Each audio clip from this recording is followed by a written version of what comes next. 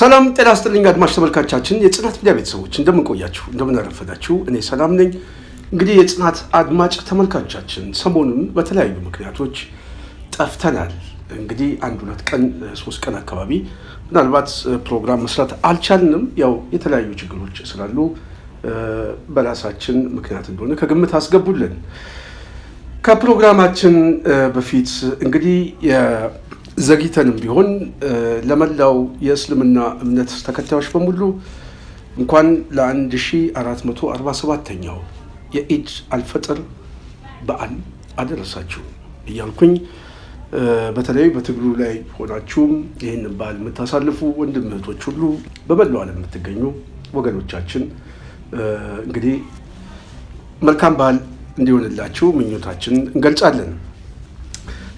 ይሄንን ካልኩኝ የጽናት ሚዲያ ቤተሰብ ኦዲት አንዳንድ መረጃ ልስጣችሁና ወደ ዋና ነጥባችን እንገባለን። የሚዲያ አፈና ተጠናክሮ ቀጥሏል። ከዚህ በፊት የኔ የፌስቡክ አካውንት የጽናት ሚዲያን ሁሉ በጣም በተደጋጋሚ ሪፖርት በማድረግ ብዙ ጥረት እያደረጉ እንደሆነ ስገልጽ ቆይቻለሁ። አሁን በሶሻል ሚዲያ ላይ ጽናት ሚዲያን አንስተዋታል። ያው በሪፖርት እየመጣ ተዘግቶበታል። በጣም ደግሞ የሚገርመው ጽፌበት አላውቅም። አንድ ሁለት ቀን ሰሞኑን ከፋኖ መግለጫ ጋር በተያያዘ የተጻፈበት ጉዳይ ብቻ ነው። ከዛ ጋር በተያያዘ እንግዲህ ሪፖርት አድርጓል። እንደዚሁም የግል አካውንቶችን የፌስቡክ አካውንቶች በሙሉ በማዘጋት አጠቃላይ ወደ 270 ሺህ ተከታይ ሊኖር የሚችለው 4 የፌስቡክ አካውንቶች እያዘጉ ይገኛል። እንግዲህ በጣም የሚያሳዝን ነው። በአንድ በኩል ከዚህ መንጋጋ ነው የምንታገለው፣ በሌላ በኩል ደግሞ ሀሳባችን በነፃነት የምንገልጽበት የሚዲያ ልሳኖች ሁሉ በሀሰተኛ ክስና ሪፖርቶች ሁሉ እንግዲህ ቅስቀሳ በማድረግ ያው እየተዘጋብን ይገኛል። ስለዚህ ብዙ ጊዜ ምናልባት ተደራሽ ያልሆን ከሆነ ብዙ ሰው ጠፋ ምናምን የሚሉ ሰዎች አለው፣ ግን ተደራሽ እንዳንሆን ታግዶብናል። ዋና ኦፊሻል የፌስቡክ ፔጅም አጠቃላይ ፎሎወሮቹ እንዲቀንሱና ተደራሽም እንዳንሆን እንግዲህ አንስቶታል ፌስቡክ። ምናልባት ከለቀቁልን ወደፊት እናያለን፣ ካልሆነ ግን እንግዲህ በጽናት ሚዲያ ብቻ ሀሳባችን ለመግለጽ እንገደዳለን። ይህንን ካልኩኝ የጽናት ሚዲያ ቤተሰብ በተለይ ለጽናትም አደጋ እንዳይሆን ብለን የተለያዩ አካውንቶች ከፍተናል። ይሄ እዚህ ጋር የምታዩት አካውንት የጽናት ሚዲያ ሁለተኛ አካውንት ነው። ይህንን አካውንትም እንግዲህ ሰብስክራይብ በማድረግ እንድትቀላቀሉ ቤተሰብ እንድትሆኑ በሱም በኩል በተጨማሪ ሌላ ሀሳቦችን እያያዝን እንመጣበታለን። ስለዚህ ተወዳጁ ተቀላቀሉ እንላለን። ይሄንን ሰብስክራይብ አድርጉ። የኛ ሁለተኛ ሚዲያችን ነው የጽናት ሚዲያ ቤተሰብ። አንዳንድ ወንድሞች በውስጥ መስመር ሀሳብ ላኩልኝ። ሀሳቡን አይቼዋለሁ፣ ሰምቼዋለሁ።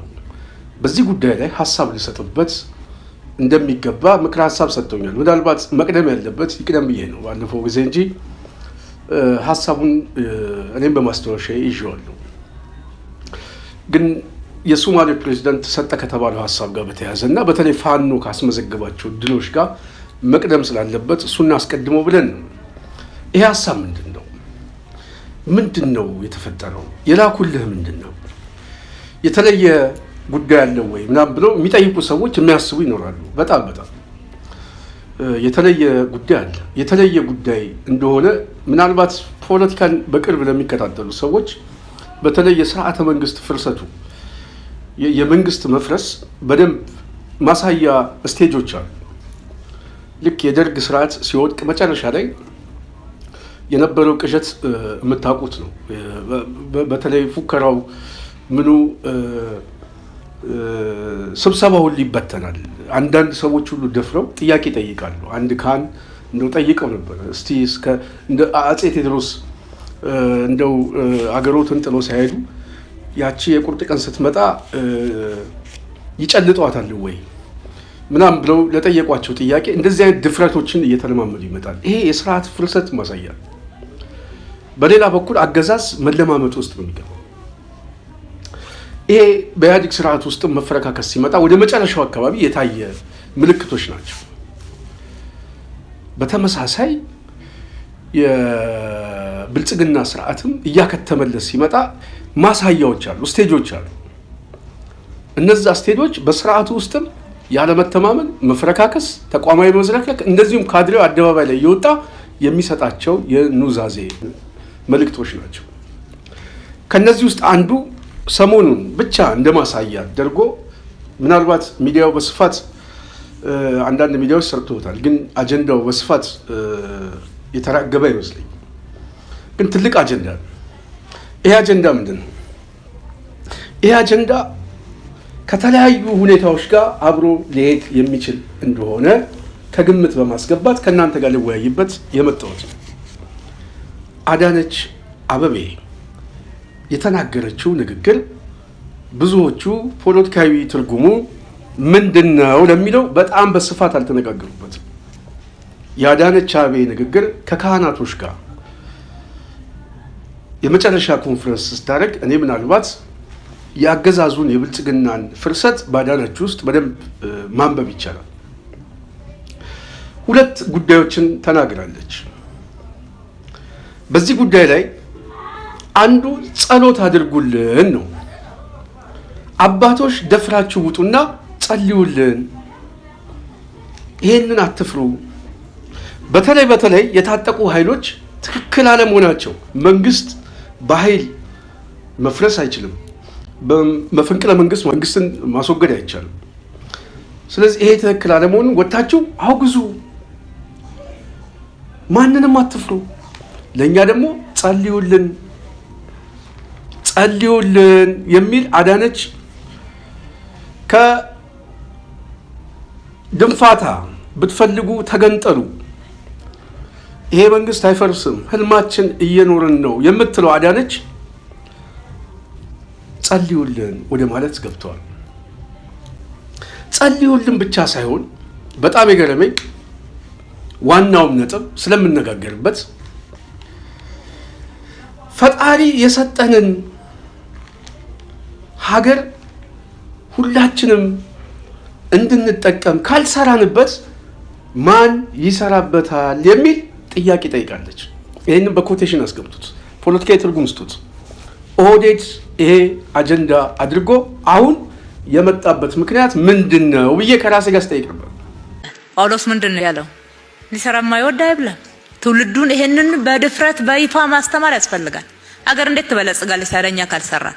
ለእኛ ነው የሰጠው ፈጣሪ አምላክ። ኢትዮጵያን የሰጠው ለእኛ ነው፣ የእኛ ሀገር ናት።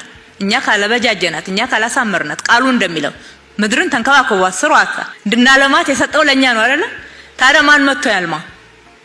እኛ ለስራ እጆችን ካላበረታን፣ ካላነጽን፣ ካላነሳሳን፣ ስንፍናን ካልገጸጽን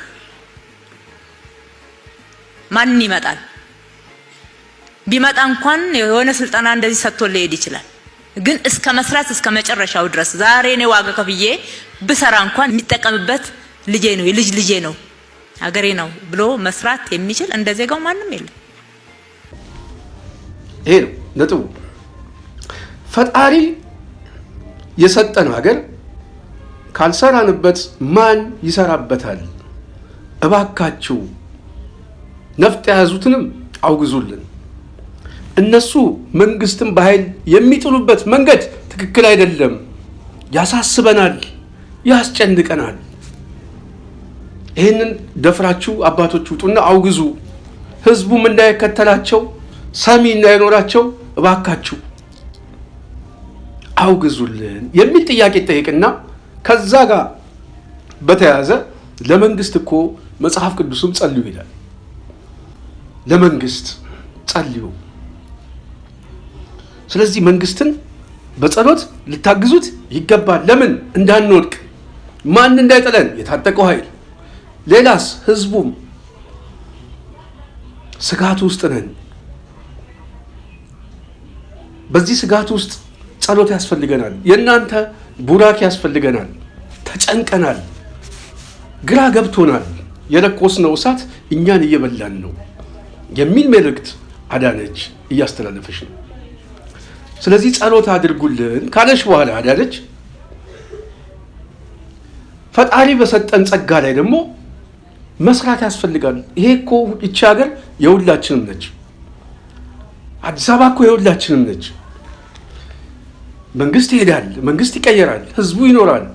ስለዚህ እንስራ ነው ያልነው እንጂ አገሪቷ እኮ የሁላችንም ነች።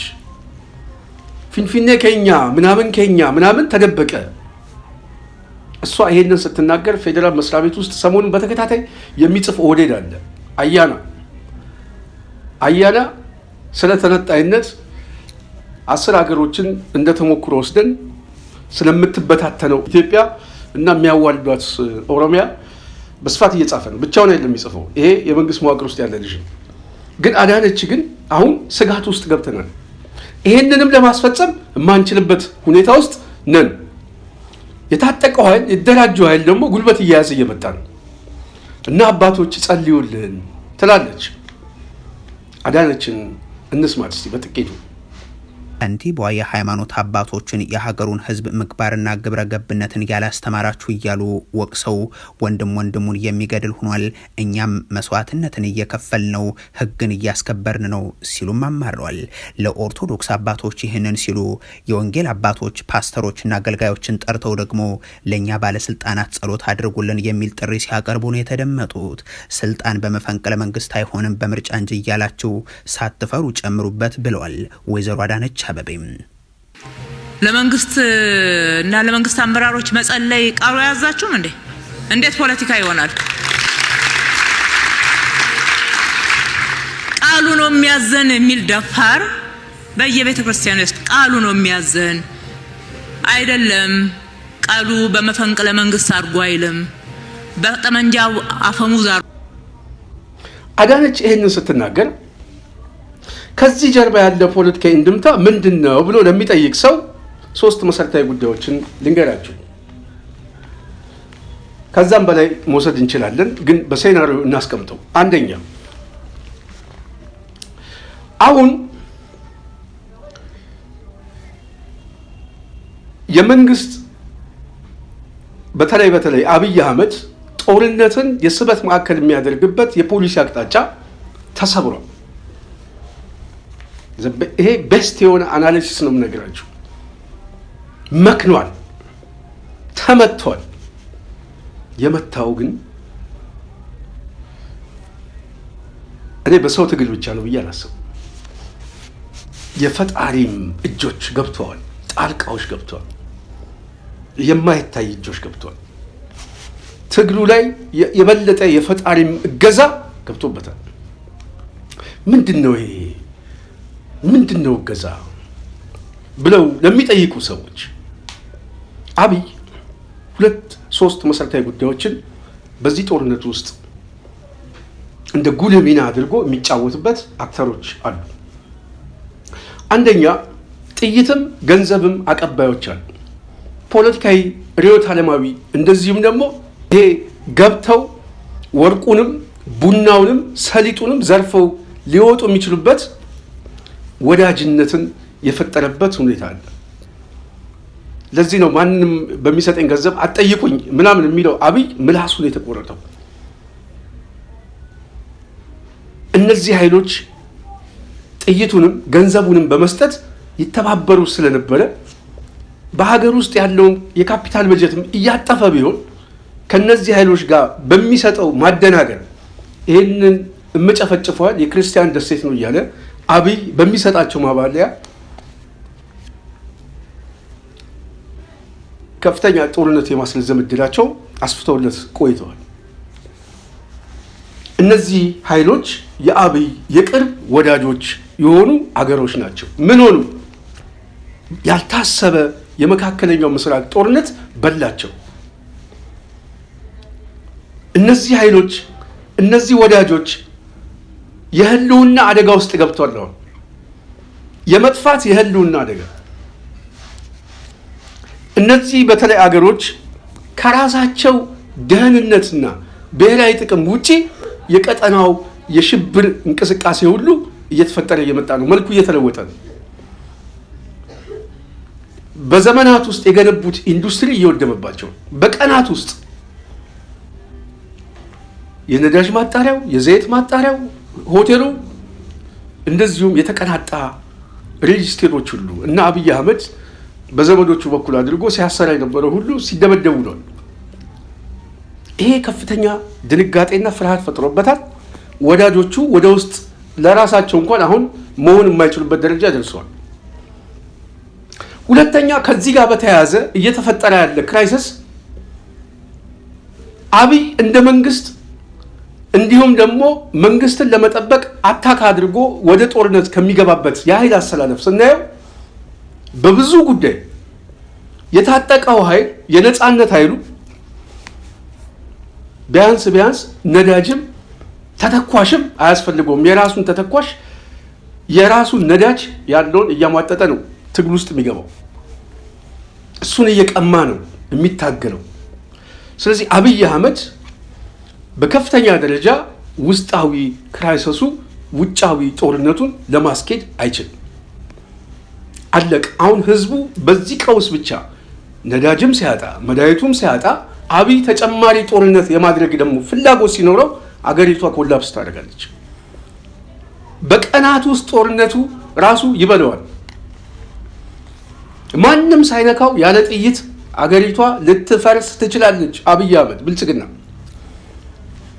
ይሄ አደገኛ ፍርሃት አደገኛ ሁኔታ መጥቶበታል።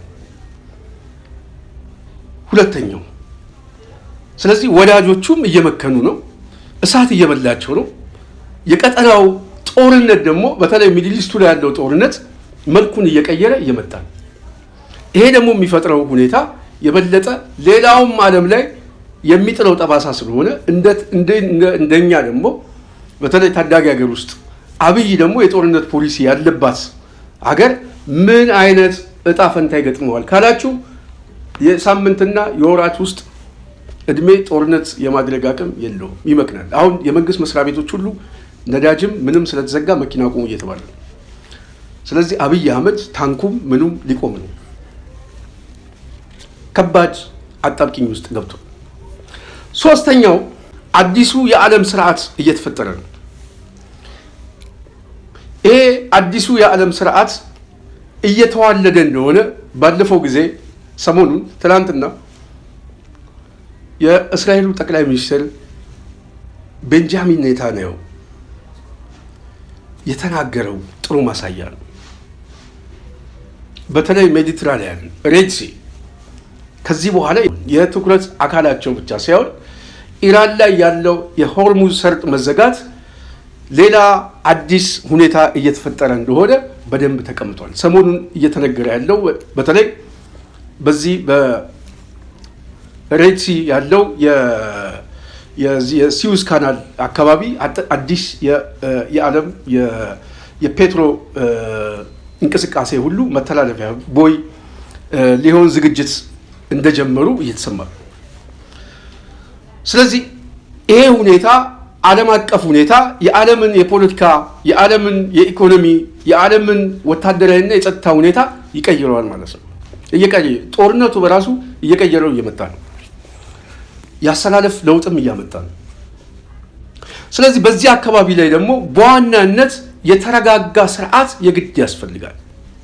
ሶማሌላንድ አሁን በዋናነት እዛ አካባቢ ላይ ተፈላጊ የመሆን እድሏ እየሰፋ እየመጣ ነው። ስለዚህ በአካባቢው ላይ የተረጋጋ ስርዓት መፍጠር የሚቻለው ከጦርነት ነፃ የሆነ ቀጠና ሲፈጠር፣ በተለይ በውስጥ የፖለቲካ ልዩነት በአካባቢው ላይ ሽብር ሊፈጥር የሚችል ጦረኛ የሆነ የፖሊሲ አስተሳሰብ በራሱ በሂደቱ እየጸዳ ይመጣል። ሂደቱ ራሱ አይፈልገውም። ስለዚህ አብይ ኢትዮጵያን አፍርሰን ለምንፈጥራት ትንሽዬ ደሴት ብሎ በቅዠት ዓለም ውስጥ ሲሰባሰብ የነበረው ኃይል እየመከነበት እየመጣ ነው በአስተሳሰብ ደረጃ። ይሄ ሂደት የሚፈቅድለት ሁኔታ ነው። ስለዚህ ይሄ ሁኔታ እየተዘጋባቸው ሲመጣ፣ በሌላ በኩል የታጠቀው ኃይል አቅም ይዞ ተደራጅቶ ከፍተኛ ጥቃት እየፈጸመ ነው። ትናንት ፋኖን ለመከፋፈል ሰፊ ዘመቻ ሲያደርግ የነበረው የኦህዴድ መንጋ አሁን ከአጥቂነት ወደ ተከላካይነት መጥቷል። አልሞትንም እያለ ቁጥር እየቀነሰ ነው። ሞቱን በተዘዋዋሪ ግን እያመነ ነው። እያጠቁት እንደሆነ በመግለጫ እያመነ ነው። ብአዴን መግለጫ ሰጥቶ አምኗል። ኑዛዜ ውስጥ ነው ያለው። ስለዚህ የነጻነት ኃይሉ የፋኖ እንቅስቃሴ ወደ አንድ እየተሰባሰበ ጉልበት እየያዘ ፖለቲካዊ እርምጃዎችን እየወሰደ ባለፈው ከምርጫ ጋር የወሰደው እርምጃ አንዱ ነው። ወታደራዊ እንቅስቃሴ ሰሞኑን ደቡብ ጎንደር የተወሰደው እርምጃ እንደዚሁም በእጃቸው የገባ ትጥቅ ጥሩ ማሳያ ነው። በዚህ ሁኔታ ላይ ፋኖን የተራዘመ ጦርነት ውስጥ ይህ አገዛዝ መግጠም አይችልም። እሱ ብቻ ሳይሆን የዓለም ሁኔታ አሁን እየተፈጠረ ያለው አዲስ የኃይል አሰላለፍና ቀጠናዊ ቀውስ የአብይ የጦርነት ፖሊሲ እየመከነ እየመጣ ነው። አበቃ፣ ተዘጋ። ይሄ ባለበት ሁኔታ የያዝነውን ይዘን እንወጣለን እንኳን ማለት የማይችሉበት ሁኔታ እየተፈጠረ ነው። በሽብርተኝነት ነው የሚፈረጀው። አሁን ቀውስ ፈጣሪነቱ ማንም እያወቀው ስለሆነ፣ ስለዚህ ይሄ ቡድን ያለው ብቸኛ ምርጫ ምንድን ነው? ካህናቶች ጋር መሄድ ነው። ካህናቶችን ሲሰበስብ ኦህዴዳዊ ካህናትን ነው የሚሰበስበው። እውነተኛ አባቶችንም አይሰበስብም፣ እናውቀዋለን። እሱ ግን ይሄ በኦህዴድ ውስጥ ያስገባቸው በነሳቢሮስ ውስጥ የገቡ አገረ ስብከት ውስጥ የገባ ምናምን ኦህዴዳዊ ጋቢ ለባሽ ቆብ ያደረገ ይሰበስበዋል። እነሱ ላይም የሚያስተላልፉት መልእክት ይሄንን ነው የሚናገሩት። ምን ፈጣሪ በሰጠን ጸጋ ላይ አንጣላ፣ እባካችሁ እንስራ። እቺ ሀገር እኮ የጋራችን ነች። አዲስ አበባ የኛ ነች። ኦህዴድ የሚለው ማለት ፊንፊኔ ከኛ የሚለው ቡድን መጤና ሰፋሪ እያለ ከከተማ የሚያስወጣው በኮሪደር ልማት በሸገር በምናምን እያለ ህዝቡን ሲያፈላቅል የነበረው ዱብዳ መጣበት። ይሄ ዱብዳ የማይወጣው ዱብዳ ሲሆን ውድቀቱን እያወቀው ሲመጣ ጸሎትም ያስፈልገኛል የሚል ኑዛዜ ውስጥ ገባ። አዳነች የተናገረችው አብይ የነገራትን ነው። አባቶችን ሰብስቢ፣ እነዚህ የተሰበሰቡት ላይ ጸሎት ያስፈልገዋል፣ ተጨንቀናል፣ መሪው ተጨንቋል። ያልታሰበ ሁኔታ መጥቷል። በእግራችን ሁሉ መሄድ አለብን እያሉ እኮ ነው። ነዳጅ የለም፣ የመንግስት መስሪያ ቤቶች ሁሉ ይዘጉ እየተባለ ነው። በተለይ የትራንስፖርት ተጠቃሚዎች ሰው አገዛዙ በቀናት ውስጥ የሚቆጠር የነዳጅ ክምችት ብቻ ነው ያለው። በሌላ በኩል በኦህዴድ ላይ ህዝቡ ደመኛ ጠላቴ ብሎ ቂም ይዞበታል። የከተማው ህዝብ የዝምታ ጩኸት ውስጥ ነው የገባው። የአዲስ አበባ ህዝብ የማይናገር የማይጨው የሚመስላቸው በውስጡ እየጮኸ ነው። ጩኸቱ እንደ ኢያሪኮ ግንቡን የሚያፈርስ ጩኸት ነው። የጮኸ ቀን መጮህ አይቀርም። ስለዚህ ይሄ ቀውስ እየመጣ ነው። ጦርነት ማድረግ የሚችሉበት እድል የለም። ከዚህ በኋላ ህዝቡ የሚበላውም ዳቦ እያጣ ነው። የኑሮ ውድነቱ በከፍተኛ እድገት አሁን እየጨመረ የሚሄድበት ሰዓት በቅርቡ የምንሰማው ነው። ስለዚህ ህዝቡ ተወደደም ተጠላም ጎዳናውን አጥለቅልቆ ይሄንን አገዛዝ ይበለዋል። በእርግጠኝነት ነው የሚበለው። ህዝቡ የወጣ ጊዜ የታጠቀው ኃይል ከአዲስ አበባ 100 ኪሎ ሜትር ርቀት አይሞላም፣ ስለሚታወቅ ማለት ነው። ያበቃለታል። ስለዚህ ይሄ አገዛዝ የመፍረሱ ዋዜማ ላይ አዳነች ሰብስባ ጸሎት ያስፈልገናል፣ መንግስት ተጨንቋል፣ መሬቱም የኛ አይደለም መሬቱ የሁላችንም ነው ብለው ኦህዴድ ከቋንቋው መሬቱን ነጠለው።